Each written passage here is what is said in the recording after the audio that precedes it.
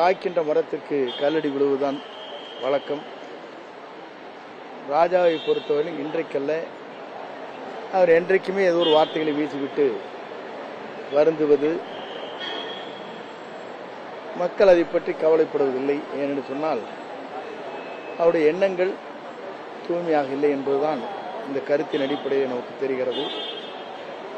எங்களை பொறுத்தவரையிலும் இதற்கெல்லாம் பதில் சொல்லிக் கொண்டிருப்பதற்கு நேரமில்லை. மக்களுடைய நலன் கருதி அந்த பணிகளை எப்படி ஆற்ற வேண்டும் என்று முதல்வர் சொல்லியிருக்கிறாரோ அந்த பணிகளை ஆற்றுவதற்கு நாங்கள் அனைத்து பணிகளையும் இரவு பகல் பாராமல் உழைப்பதற்கு நாங்கள் தயாராக இருக்கிறோம்.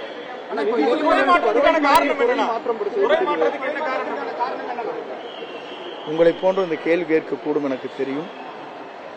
என்னை பொறுத்தவரையிலும் மக்களோடு மக்களாக இருந்து அந்த பணிகளை ஆற்ற வேண்டும் என்று நான் விரும்புகிறேன். ஆகவே நிதித்துறையிலே பொறுத்தவரையிலும் உங்களுக்கு தெரியும்,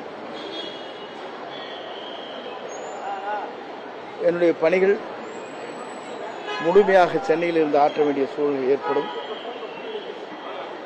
ஆனால் மக்கள் பணி என்பது வருவாய்த்துறையின் மூலமாக எல்லா நலத்திட்டங்களையும் உருவாக்க முடியும் என்பதுதான் என்னுடைய நிலையில்.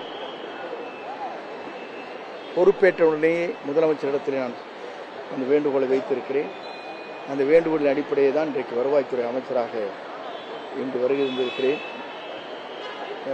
இப்போ எரிபொருள் சிக்கனத்துக்கு பாரத பிரதமர் சொல்லியிருக்கிறாரு. அதுல மத்திய இணையமைச்சர் ஈவி வண்டி போயிருக்கிறாரு.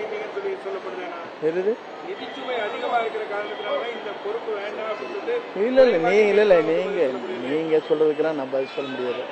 உங்கள் மனதிலே தோன்றுகிற ஒவ்வொரு கருத்திற்கும் நான் பதில் சொல்ல இயலாது.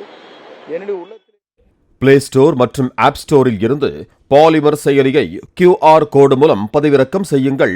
செய்திகளை உடனுக்குடன் பெறுங்கள்.